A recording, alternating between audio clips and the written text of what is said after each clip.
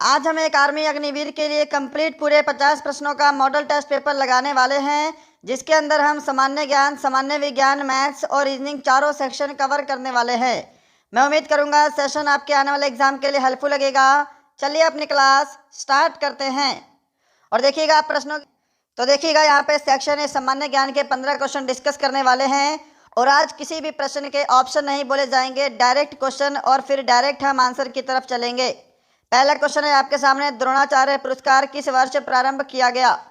जल्दी से आंसर करिएगा, आंसर मैच करेंगे। अगर आप सभी ने ऑप्शन बी को आंसर दिया है 1985, आपका आंसर यहाँ पर बिल्कुल करेक्ट है। क्वेश्चन नंबर सेकंड आपके सामने है, ईडन गार्डन स्टेडियम कहाँ स्थित है?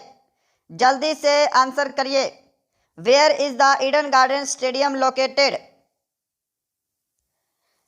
ईडन गार्डन स्टेडियम जो है यह क्रिकेट से संबंधित एक स्टेडियम है और यह कोलकाता पश्चिम बंगाल में स्थित है। ऑप्शन बी आपका यहाँ पर बिल्कुल करेक्ट आंसर होगा।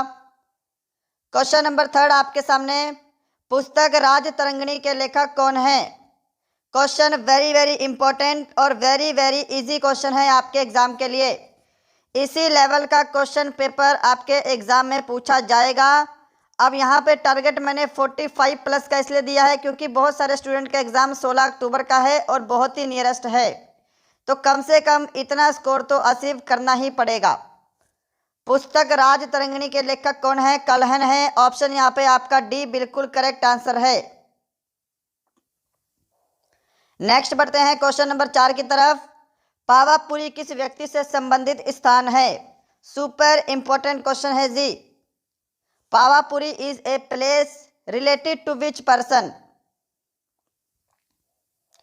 ऑप्शन डी करेक्ट आंसर होगा। पावापुरी महावीर स्वामी से संबंधित स्थान है। महावीर स्वामी की मृत्यु जो है ये पावापुरी में हुई थी। जितने भी एक्स्ट्रा फैक्ट बताए जाएंगे ये सभी की सभी अपने आप में प्रश्न है, इनका ध्यान रखिएगा। क्वेश्चन नंबर 5, किसे कवि गुरु की उपाधि दी गई है? वेरी इंपॉर्टेंट, क्या आंसर करोगे? किसे कवि गुरु की उपाधि दी गई है? ऑप्शन ए करेक्ट आंसर रहेगा, रविंद्रनाथ टैगोर। क्वेश्चन नंबर 6, पंडवानी किस राज्य का प्रमुख लोक नृत्य है? Pandwani is the main folk dance of which state? तो पंडवानी जो है यह छत्तीसगढ़ का प्रमुख नृत्य है। ऑप्शन सी आपका राइट आंसर है जी। क्वेश्चन नंबर 7, केंद्रीय चावल अनुसंधान संस्थान स्थित है? Central rice research institute is located at? तो चावल अनुसंधान संस्थान कहां पर है? कटक में है। ऑप्शन ए करेक्ट आंसर है। क्वेश्चन नंबर 8, भारतीय तिब्बत सीमा पुलिस का मुख्यालय कहां स्थित है? शॉर्ट फॉर्म में बोले तो आईटीबीपी का हेडक्वार्टर आपसे पूछा है, इसका हेडक्वार्टर कहां पे है? जल्दी बताइए। ऑप्शन ए करेक्ट आंसर रहेगा, नई दिल्ली में इसका हेडक्वार्टर है। आंसर मैच करते जाइएगा, सभी को टेस्ट कंप्लीट लगाना है। क्वेश्चन नंबर 9 आपके सामने स्क्रीन पर, मानस वन्य जीव अभयारण्य कहाँ स्थित है? Where is Manas wildlife sanctuary located? Manas वन्य जीव अभयारण्य कहाँ पे है? असम में है जी। ऑप्शन डी करेक्ट आंसर है। क्वेश्चन नंबर 10 आपके सामने, 2.5 दिन के झोपड़े का निर्माण किसने करवाया था? जल्दी से आंसर करिए। हु बिल्ट द 2.5 डे हट? देखिए 2.5 दिन का झोपड़ा कहाँ पे है? अजमेर में है और इसका निर्माण कुतुबुद्दीन ऐबक के द्वारा करवाया गया। ऑप्शन बी राइट आंसर है। क्वेश्चन नंबर 11, विश्व पर्यावरण संरक्षण दिवस किस तिथि को मनाया जाता है? World environment protection day is celebrated on which date? देखिए अगर आपसे बोलेगा विश्व पर्यावरण दिवस, विश्व पर्यावरण दिवस, तो यह मनाया जाता है 5 जून को। और पर्यावरण संरक्षण दिवस प्रोटेक्शन डे ये मनाया जाता है 26 नवंबर को। ऑप्शन सी करेक्ट आंसर है, ध्यान रखिएगा। क्वेश्चन नंबर 12 है जी आपके सामने, प्रसिद्ध एफिल टावर किस देश में स्थित है? जल्दी से आंसर करिए। प्रसिद्ध एफिल टावर किस देश में स्थित है? तो ये है फ्रांस में। ऑप्शन डी आपका करेक्ट आंसर है जी। नेक्स्ट बढ़ते हैं क्वेश्चन नंबर 13 की तरफ। राज्यपाल अपना त्यागपत्र किसको देता है? राज्यपाल अपना त्यागपत्र किसको देता है? आंसर मैच करेंगे। जो ऑप्शन बी को आंसर दे रहे हैं राष्ट्रपति, उन सभी ने आंसर बिल्कुल करेक्ट दिया है जी। 14 नंबर क्वेश्चन आपके सामने है। अनुच्छेद 352 का संबंध किससे है? वेरी वेरी इंपॉर्टेंट है जी आपके एग्जाम के लिए। 3 प्रकार के आपातकाल हैं, देखिएगा। अनुच्छेद 352, अनुच्छेद 356 और अनुच्छेद 360। हमसे पूछा है अनुच्छेद 352 का संबंध, तो यह होता है राष्ट्रीय आपातकाल से। ऑप्शन सी करेक्ट आंसर है जी। अनुच्छेद 356 जो है ये क्या है? राष्ट्रपति शासन है। किसी राज्य में राष्ट्रपति का शासन लगाने को अनुच्छेद 352 कहते हैं। और अनुच्छेद 360 जो है ये क्या है? फाइनेंशियल इमरजेंसी है। 15 नंबर देखिए। किसे वृद्ध गंगा के नाम से जाना जाता है? हु इज नॉन एज वृद्ध गंगा? वृद्ध गंगा के नाम से किसे जानते हैं? तो गोदावरी नदी को जाना जाता है। ऑप्शन डी करेक्ट आंसर है। आंसर के लिए देखिए समय नहीं मिलेगा, समय चाहिए तो सेशन को रोकिएगा। यहां पर सेक्शन ए कंप्लीट है। सेक्शन बी सामान्य विज्ञान 16 से 30 तक। अगले 15 प्रश्न। 20 हर्ट्ज से नीचे की आवृत्ति वाली ध्वनि तरंगे क्या कहलाती हैं? आंसर जल्दी से करिएगा। तो 20 हर्ट्ज से नीचे की आवृत्ति वाली ध्वनि तरंगे क्या कहलाती हैं? अवश्रव्य तरंगे कहलाती हैं। ऑप्शन सी करेक्ट आंसर है यहाँ पे। Question number 17। कान पर ध्वनि का प्रभाव कितने सेकंड तक रहता है? How many seconds the effect of sound on the year last? जो भी ऑप्शन डी को आंसर दे रहे हैं 1/10 टाइम, ऑप्शन डी उन सभी का करेक्ट आंसर है जी। 18 नंबर क्वेश्चन। कौन सा विटामिन जल में घुलनशील है? Which vitamin is soluble in water? देखिए, जल में केवल 2 ही विटामिन घुलनशील हैं, विटामिन बी और विटामिन सी। तो यहाँ पे ऑप्शन में डी आपको करेक्ट आंसर करना है। विटामिन सी पूरी तरह से जल में घुलनशील है। 19 नंबर क्वेश्चन है आपके सामने। रेडियो का आविष्कार किसने किया? रेडियो का आविष्कार किसने किया था? तो रेडियो का आविष्कार किया था यहाँ पे ऑप्शन सी आंसर करेंगे, जो मार्कोनी। उनका आंसर बिल्कुल करेक्ट है। आंसर मैच कर रहे हो ना सभी का स्कोर लास्ट में कमेंट बॉक्स में चाहिए। कॉपी पेन भी लेकर बैठिएगा। आगे मैथ्स और रीजनिंग दोनों डिस्कस करेंगे बिंदास तरीके के साथ, और बिल्कुल इसी लेवल का क्वेश्चन पेपर आपके एग्जाम में पूछा जाएगा। क्वेश्चन नंबर 20 है जी आपके सामने। द्रव्यमान का एसआई मात्रक क्या है? What is the SI unit of mass? Option C correct answer रहेगा किलोग्राम। जो ऑप्शन सी को आंसर देंगे उनका आंसर बिल्कुल राइट है। नेक्स्ट है क्वेश्चन नंबर 21। क्षेत्रफल किस प्रकार की राशि है? What type of quantity is area? तो क्षेत्रफल जो है ये क्या है? यह अदिश राशि है। ऑप्शन आपका यहाँ पे बी बिल्कुल करेक्ट आंसर है। Question number 22। ऑस्टियोलॉजी में किसका अध्ययन किया जाता है? What is studied in osteology? तो ऑस्टियोलॉजी में अस्थियों का अध्ययन किया जाता है। ऑप्शन आपका डी बिल्कुल करेक्ट आंसर होगा। 23 नंबर क्वेश्चन है जी आपके सामने। अंतरिक्ष यात्री को अंतरिक्ष कैसा दिखाई देता है? सबसे सिंपल प्रश्न है जी ये, प्रत्येक एग्जाम में पूछा जाता है और सभी को ये क्वेश्चन आसानी से याद होना चाहिए। अंतरिक्ष यात्री को अंतरिक्ष जो है यह काले रंग का दिखाई देता है। ऑप्शन डी करेक्ट आंसर होगा। क्वेश्चन नंबर 24 है जी आपके सामने। आंसर करिए। ड्यूटेरियम ऑक्साइड किसका रासायनिक नाम है? Deuterium oxide is the chemical name of? Deuterium oxide का फॉर्मूला होता है D2O और ये जो है भारी जल का रासायनिक सूत्र है। ऑप्शन आपका बी बिल्कुल करेक्ट आंसर है। क्वेश्चन नंबर 25 है जी आपके सामने स्क्रीन पर। शरीर में एनीमिया रोग किसकी कमी से होता है? Anaemia disease in the body is caused by the deficiency of. शरीर में एनीमिया रोग जो है यह किसकी कमी से होता है? आयरन की कमी से होता है। ऑप्शन सी करेक्ट आंसर है आपका। चलिए बढ़ते हैं क्वेश्चन नंबर 26 की तरफ। नींबू में कौन सा अम्ल पाया जाता है? विच acid is found in lemon. तो नींबू में कौन सा अम्ल पाया जाता है? नींबू में सिट्रिक अम्ल पाया जाता है। ऑप्शन डी आपका बिल्कुल करेक्ट आंसर होगा। क्वेश्चन नंबर 27, सबसे सिंपल, एक वयस्क मानव शरीर में कुल हड्डियों की संख्या कितनी होती है? ऑप्शन डी जो आंसर दे रहे हैं 206, उनका आंसर बिल्कुल करेक्ट है। क्वेश्चन नंबर 28 आपके सामने स्क्रीन पर है। विद्युत ऊर्जा को यांत्रिक ऊर्जा में बदलने का कार्य करता है।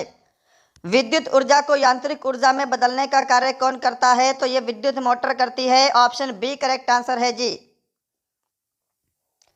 क्वेश्चन नंबर 29 आपके सामने है। विद्युत बल्ब में कौन सी अक्रिय गैस प्रयुक्त होती है? Which inert gas is used in electric bulb. देखिए अक्रिय गैस की बात करेंगे तो अक्रिय गैस आर्गन प्रयुक्त होती है। ऑप्शन बी करेक्ट आंसर है। और अगर आपसे सिंपल पूछता कि विद्युत बल्ब में कौन सी गैस पाई जाती है तो आपको नाइट्रोजन भी आंसर करना है। नाइट्रोजन और आर्गन ये दोनों की दोनों गैसें बल्ब के अंदर पाई जाती हैं। क्वेश्चन नंबर 30 है आपके सामने, सामान्य विज्ञान का लास्ट क्वेश्चन। कौन सा रोग मच्छरों के द्वारा नहीं फैलता है? Which disease is not spread by mosquitoes. तो यहाँ पे टाइफाइड ऐसी बीमारी है जो कि जीवाणु के द्वारा होती है, मच्छरों के द्वारा नहीं फैलती है, ध्यान रखिएगा। तो यहाँ पे आपका सेक्शन ए और सेक्शन बी दोनों कंप्लीट होते हैं। बढ़ते हैं सेक्शन सी की तरफ, मैथ्स यानी कि गणित, पूरे के पूरे 15 प्रश्न। अब यहाँ से बहुत सारे विद्यार्थी वापस जाएंगे तो देखिएगा आपका एग्जाम बिल्कुल नियरेस्ट आया है। आपको ये नहीं पता कि किसकी क्लास में से कौन सा क्वेश्चन हूबहू आपके एग्जाम में पूछा जाए।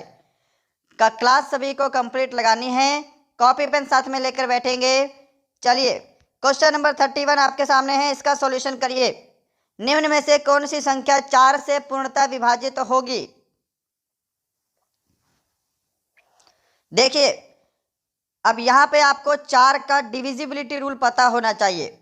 कितनी भी बड़ी संख्याएं आपको दी हों, 4 का डिविजिबिलिटी रूल ये कहता है कि किसी भी संख्या के अगर आखिरी के 2 अंक 4 से भाग हो रहे हैं तो वो पूरी की पूरी संख्या 4 से भाग हो जाएगी। यानी कि यहाँ पे ऑप्शन ए 64 जो है आखिरी के 2 अंक ये 4 से पूरी तरह से डिवाइड हो रहे हैं। इसका मतलब ये पूरी की पूरी संख्या भी 4 से भाग हो जाएगी, ये ध्यान रहेगा। अगर आपसे पूछता 8 से, तो 8 का डिविजिबिलिटी रूल ये कहता है कि आखिरी के 3 अंक 8 से भाग होने चाहिए, वो पूरी संख्या आपकी 8 से भाग हो जाएगी। क्वेश्चन नंबर 32 है आपके सामने स्क्रीन पर, आंसर करेंगे। लीजिए इसका सॉल्यूशन करिए। देखिए सबसे पहले हम इस कॉलम को देखेंगे तो यहाँ पर क्या है, डिवाइड का रूल पहले लगाएंगे बोर्ड मास के थ्रू। तो हम 441 को 21 से डिवाइड करेंगे तो यहाँ पे 21 आ जाएगा और 21 को फिर हमको 7 से मल्टीप्लाई करना है। तो यहाँ पे 147 is equal to 140 plus x। अब सिंपल दिखाई दे रहा है, ये 147 है, यहाँ पे 140 है इज इक्वल में, यानी कि x की वैल्यू अगर हम 7 रखेंगे तो ये भी आपका 147 बन जाएगा। ऑप्शन सी आपका बिल्कुल करेक्ट आंसर होगा। क्या सभी ने ऑप्शन सी को आंसर दिया है? चलिए क्वेश्चन नंबर 33 की तरफ चलते हैं जी आपके सामने स्क्रीन पर। अगर आप सभी ने अभी तक लाइक शेयर एंड सब्सक्राइब नहीं किया है तो ज़रूर करिएगा। क्वेश्चन नंबर 33, दो संख्याएं 4 और 5 के अनुपात में हैं। यदि इनका लघुत्तम समापवर्तक 180 हो तो सबसे बड़ी संख्या क्या होगी? देखिए, क्योंकि यहाँ पे संख्याओं का लघुत्तम दिया है, दो संख्याओं को रेशो कितना है 4:5। अब यहाँ पे लघुत्तम कितना दिया है 180। तो मैं क्या कर लेता हूँ, जो रेशो में संख्याएं दी है इनका भी मैं एलसीएम ले लूँगा, जो कि कितना हो जाएगा 20 हो जाएगा। आप इसको x मान के भी कर सकते हैं। 20 रेशो की वैल्यू 180 के बराबर है। यहाँ से आपको एक रेशो की वैल्यू निकालनी है। 0 से 0 कैंसिल, 2 से कैंसिल करेंगे, 2 डी में 18, यानी कि एक रेशो की वैल्यू 9 आ गई। सबसे बड़ी संख्या पूछी है, सबसे बड़ा रेशो 5 है। अगर एक रेशो की वैल्यू 9 है तो 5 रेशो की वैल्यू निकालिए। 5 गुणा 9 करेंगे तो यहाँ पे 45। ऑप्शन बी आपका करेक्ट आंसर होगा। क्या सभी ने ऑप्शन बी को आंसर किया है? चलिए, क्वेश्चन नंबर 34 है आपके सामने स्क्रीन पर, इसका आंसर करेंगे। इस प्रश्न का आंसर करिए, वेरी वेरी इंपॉर्टेंट क्वेश्चन है आपका। x divide by 5 is equal to y divide by 8, right. आपको क्या निकालना है, x plus 5 divide by y plus 8। अब देखिए, डायरेक्ट करेंगे इस प्रश्न को। अगर x के अपॉन में कोई संख्या दी है या फिर y के अपॉन में कोई संख्या दी है तो ये एक्चुअल में इन्हीं की वैल्यू आपको दी होती है। क्लियर? यानी कि x की वैल्यू 5 है और y की वैल्यू 8 है। डायरेक्ट पुट करेंगे, x की वैल्यू 5 है तो यहाँ पे 5 प्लस 5 10 हो जाएगा। नीचे आपका 8 प्लस 8 16 हो जाएगा। इसको आगे सोल्व कर दीजिए। 2 5 ज़ा 10 और 2 8 ज़ा 16, 5/8। ऑप्शन सी आपका करेक्ट आंसर होगा। क्या सभी ने ऑप्शन सी को आंसर किया है? 35 नंबर क्वेश्चन है आपके सामने स्क्रीन पर, इसका आंसर करिए। 1 से 50 तक सभी सम प्राकृत संख्याओं का औसत ज्ञात करें। 1 से 50 तक आपको बताना है। देखिए, पहली सम संख्या 2 हो जाएगी, दूसरी 4, तीसरी 6, ऐसे करते करते आखिरी सम संख्या कौन सी हो जाएगी, 50 हो जाएगी। क्लियर है? देखिए, अगर आपसे बोलता 1 से 50 के बीच सम संख्याएं, तब हम 50 को काउंट नहीं करते। यहाँ पर बोला है 50 तक, तो हम 50 को भी काउंट करेंगे। इतना क्लियर है? अब देखिए, क्योंकि सभी सम संख्याएं हैं तो सभी में 2-2 का अंतर होगा, है ना। सिंपल सी बात है। तो जब भी किसी सीरीज में अंतर सेम हो और आपको क्या निकालना हो, एवरेज निकालना हो, तो फॉर्मूला मैंने आपको बताया है, फर्स्ट संख्या प्लस लास्ट संख्या डिवाइड बाई 2। फर्स्ट संख्या 2 है, लास्ट संख्या 50 है, इनको जोड़ेंगे तो 52 बनेगा। और इसको अगर हम 2 से डिवाइड करेंगे तो यहाँ पे आपका 2 दूनी 4 और 2 छिके 12, 26। ऑप्शन डी आपका बिल्कुल करेक्ट आंसर होगा जी। चलें आगे, क्वेश्चन नंबर 36 की तरफ चलते हैं आपके सामने स्क्रीन पर। दो संख्याओं का योग 25 तथा अंतर 13 है, तो इनका गुणनफल कितना होगा ये आपको बताना है। देखिए ध्यान से, कैलकुलेटर कोई भी यूज़ नहीं करेगा, क्योंकि एग्जाम में कैलकुलेटर आपको नहीं दिया जाएगा इस्तेमाल करने के लिए। दूसरी चीज़, अगर आपको सॉल्यूशन पता है तो सॉल्यूशन ज़रूर करिएगा और मेरे से पहले करने का प्रयास करना है।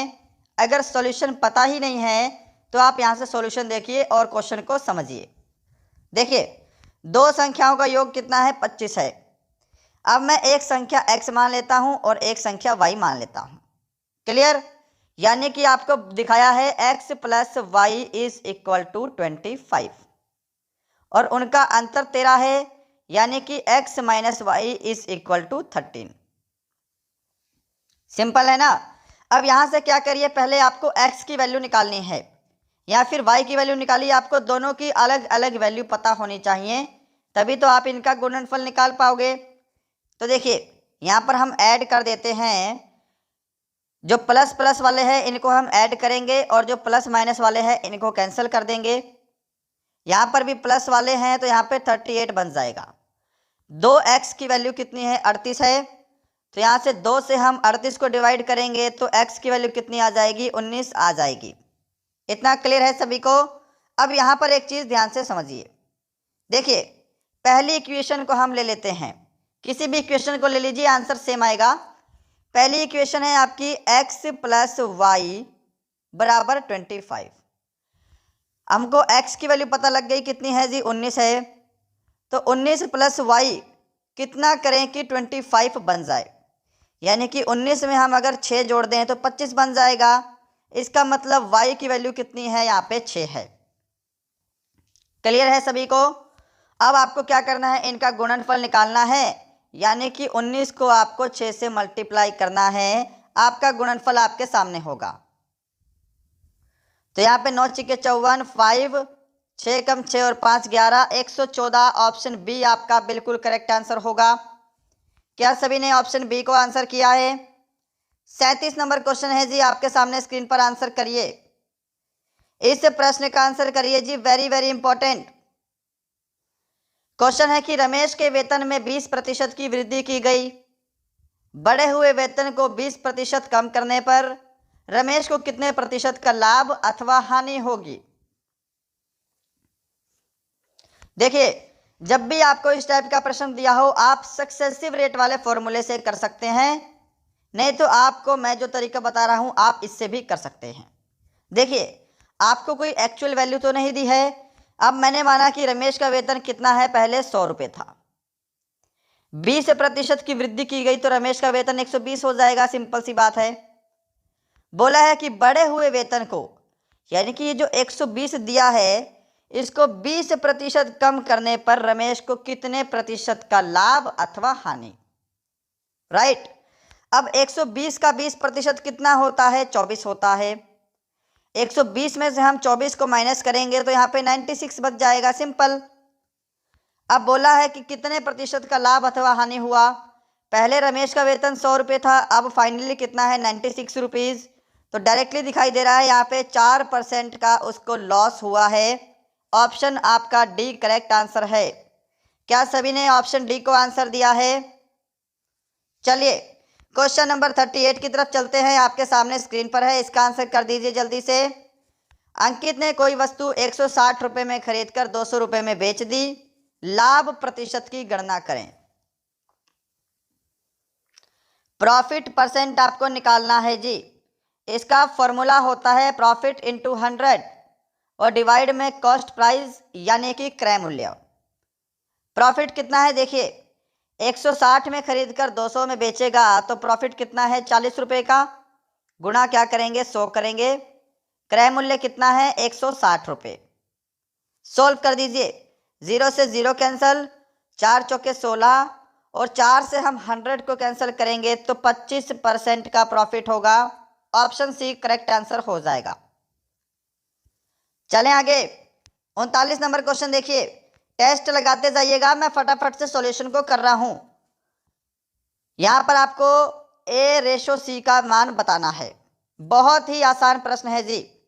देखिए यहां पर मैं लिख लेता हूं A/B/C। A/B की वैल्यू कितनी है जी, 4/5 है। B/C की वैल्यू कितनी है जी, 6/7 है ना। हम B के नीचे B लिखेंगे, C के नीचे C लिखेंगे। अब देखिए ध्यान से, मैंने आपको डायरेक्ट बताया है क्रॉस करने के लिए।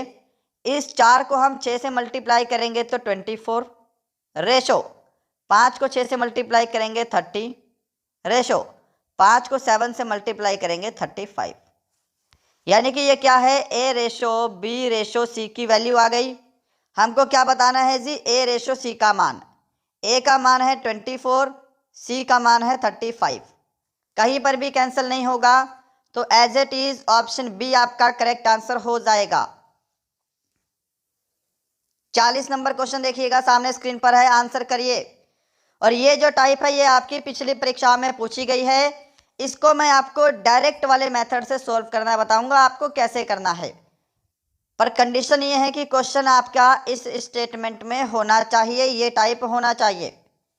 बोला है कि 6 लड़के या 4 पुरुष एक काम को 18 दिन में समाप्त कर सकते हैं।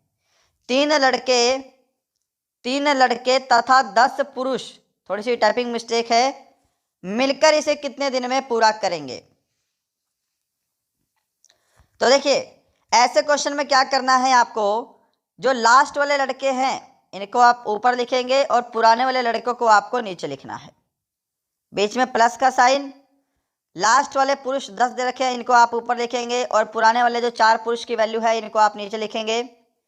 अब आपको डायरेक्टली क्या करना है, इसका एलसीएम लेके इसको सॉल्व करके जो भी आपकी वैल्यू आएगी उसको आपको इस 18 दिन से डिवाइड कर देना है और आपका आंसर आपके सामने होगा। ये अप्रोच तो लगा लोगे ना एग्जाम में। देखिए फिर बढ़ते हैं सॉल्यूशन की तरफ। इनका एलसीएम कितना आ जाएगा जी, 12 आ जाएगा। क्लियर। आगे सोल्व करेंगे, 6 दूनी 12, 3 दूनी 6 प्लस 4 तिया 12, 10 तिया 30, यानी कि यहाँ पे 36 डिवाइड बाई 12 हो जाएगा। इसको सोल्व करेंगे तो यहाँ पे आपका 3 आ जाएगा। अब क्या मैंने आपको बताया है, जो भी एलसीएम लेके आएगा उसको इस 18 दिन में डिवाइड कर देना है। तो यहाँ पे आपका 6 दिन, ऑप्शन ए बिल्कुल करेक्ट आंसर हो जाएगा। क्या सभी ने ऑप्शन ए को आंसर किया है? 41 नंबर क्वेश्चन देखिए जी, आपके सामने स्क्रीन पर है। वेरी वेरी इंपॉर्टेंट और very very easy and simple question. एक स्कूटर सवार 54 किलोमीटर प्रति घंटे की चाल से 2 मिनट में कितनी दूरी तय करेगा? अब हमको दूरी दे रखी है किलोमीटर में। क्लियर। देखिए डिस्टेंस का फॉर्मूला होता है स्पीड इनटू टाइम।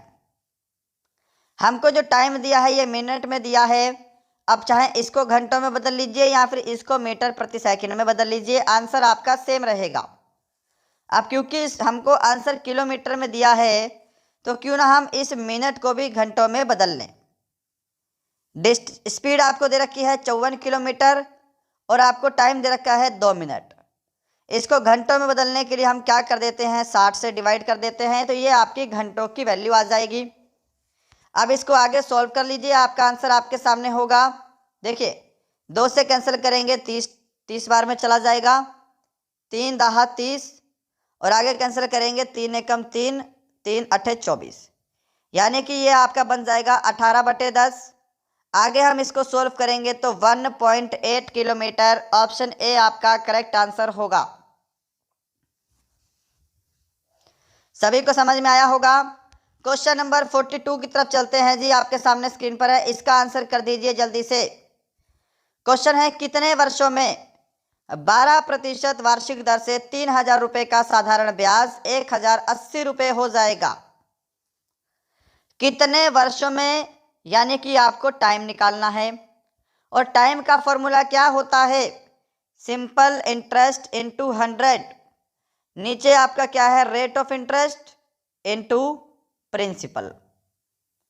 क्लियर है। देखिए सिंपल इंटरेस्ट दे रखा है 1080 रुपये, इंटू 100 कर देंगे। नीचे आपको प्रिंसिपल दिया है कितना, 3000 रुपये, और रेट ऑफ इंटरेस्ट कितना है, 12%। आगे सॉल्यूशन देखिए, नीचे की 3 जीरो से ऊपर की 3 जीरो कैंसिल, ठीक है। 12 से कैंसिल करेंगे 12 नहीं में 108 और 3 से कैंसिल करेंगे 3 तिया 9, यानी कि 3 वर्ष। ऑप्शन बी आपका बिल्कुल करेक्ट आंसर हो जाएगा। चलें आगे। क्वेश्चन नंबर आपके सामने है 43 स्क्रीन पर, इसका आंसर करिए जल्दी से। समकोण त्रिभुज का क्षेत्रफल 40 वर्ग सेंटीमीटर है, जिसके आधार और लंब का अनुपात 4:5 है, तो आधार कितना होगा? देखिए समकोण त्रिभुज का जो क्षेत्रफल है इसका फॉर्मूला क्या होता है, 1/2 इंटू L इंटू बी, यानी कि लंब और आधार, यही फॉर्मूला होता है। अब क्षेत्रफल आपको दे रखा है 40 वर्ग सेंटीमीटर, 1/2 इंटू ये आपको दे रखा है अनुपात में, जिसको हम लिख लेते हैं 4x इंटू 5x। इतना सभी का क्लियर है। अब देखिए ये 2 इधर जाके जब 40 में मल्टीप्लाई हो जाएगा तो यहाँ पे 80 इज इक्वल टू कितना बन जाएगा, 80 इज इक्वल टू 20x का स्क्वायर बन जाएगा। 20 से हम किसको भाग करेंगे, 80 को भाग करेंगे, तो यहाँ पे 4 is equal to x square बन गया, यानी कि आपकी x की वैल्यू कितनी आ जाएगी, 2 आ जाएगी। अब आपकी x की वैल्यू 2 आई है, हमको बताना है आधार कितना होगा। और आधार कितना है जी, यहाँ पे आधार की वैल्यू दे रखी है आपको 4। तो अगर x की वैल्यू 2 है तो 4x की वैल्यू कितनी हो जाएगी, 8 हो जाएगी। सिंपल सी बात है, ऑप्शन ए आपका करेक्ट आंसर होगा। क्वेश्चन नंबर 44 है आपके सामने, आज का सेकंड लास्ट क्वेश्चन मैथ वाले सेक्शन से। आपको 21वां पद बताना है। अब देखिए, जब भी ऐसा प्रश्न आपके सामने आए, आपको हमेशा 2-3 काम करने हैं। सबसे पहले आपको ये चेक करना है कि ये क्या सीरीज में जो अंतर है वो सेम है। तो देखिए, यहाँ पर सब पूरी की पूरी सीरीज में 3-3 का अंतर है। इट मीन्स इसमें अंतर सेम है, यानी कि ये क्या है, एपी की सीरीज है, अरिथमेटिक प्रोग्रेशन। अब इसमें कभी भी आपको एनवां पद निकालने को बोले, इसका फॉर्मूला होता है a plus n-1 d। Clear है?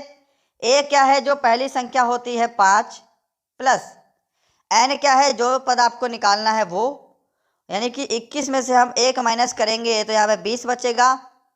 और d क्या होता है, इनके बीच का कॉमन डिफरेंस, जो कि 3 का है, तो मैं यहाँ पे 3 लिख दूंगा। अब देखिए, 20 को 3 से मल्टीप्लाई करेंगे 60, और प्लस में हम 5 को ऐड कर देंगे तो 65। ऑप्शन आपका डी करेक्ट आंसर हो जाएगा। सभी ने ऑप्शन डी को आंसर दिया होगा। क्वेश्चन नंबर 45 है मैथ्स का लास्ट क्वेश्चन आपके सामने। 16 के वर्गमूल एवं 4 के वर्गमूल का गुणनफल क्या होगा। वेरी इजी क्वेश्चन है जी। देखिए, 16 का वर्गमूल करेंगे तो यहाँ पे कितना बचेगा, आपका 4 बचेगा। अगर हम 4 का अंडर रूट निकालते हैं तो यहाँ पे 2 वैल्यू बचेगी। और आपको क्या बताना है, 4 गुणा 2 बताना है, यानी कि 8। ऑप्शन बी करेक्ट आंसर हो जाएगा। मैथ का सेक्शन कंप्लीट है आपका। अब बढ़ते हैं लास्ट के 5 प्रश्न रीजनिंग के।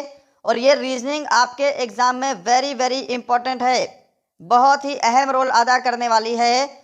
जिसने रीजनिंग और मैथ में पूरे क्वेश्चन सही कर दिए, समझ लेना उसका सिलेक्शन हो जाएगा। क्योंकि जीके और जीएस में आप कहीं ना कहीं ज़रूर फंसेंगे, कितनी भी तैयारी करेंगे कहीं ना कहीं किसी न किसी क्वेश्चन में फंस सकते हैं। परंतु मैथ्स और रीजनिंग में आप ऐसा है कि आप पूरा स्कोर भी कर सकते हैं। उसके बाद अगर आपका जीके और साइंस में कुछ क्वेश्चन कॉम्प्रोमाइज़ होते भी हैं तो ओके है, राइट। तो मैथ्स और रीजनिंग सभी को अच्छे से करना है। 46 क्वेश्चन है आपके सामने स्क्रीन पर, इसका आंसर करिए। बताइएगा यहाँ पे कौन सा लॉजिक फॉलो हो रहा है और यहाँ पे कौन सी संख्या आने वाली है। तो देखिए ध्यान से, पहले में कितने का डिफरेंस है, 10 का। दूसरे में डिफरेंस है जी 11 का। इस हिसाब से इसमें डिफरेंस 12 का होगा, तो आगे आपका डिफरेंस 13 का बन रहा है, तो बिल्कुल बन रहा है जी। और इससे आगे डिफरेंस कितना है, 14 का है। यानी कि हमको 31 में 12 ऐड करना है। अगर हम 31 में 12 को जोड़ देते हैं तो ये आपका बन जाता है 43, यानी कि ऑप्शन आपका बी करेक्ट आंसर हो जाएगा। 47 नंबर क्वेश्चन देखिएगा जी आपके सामने है। निम्नलिखित में से गलत पद का चयन करें। गलत पद बताना है, कौन सा पद इसमें सबसे गलत है। देखिए, यहां पर जो 26 वैल्यू दे रखी है ये रॉन्ग है।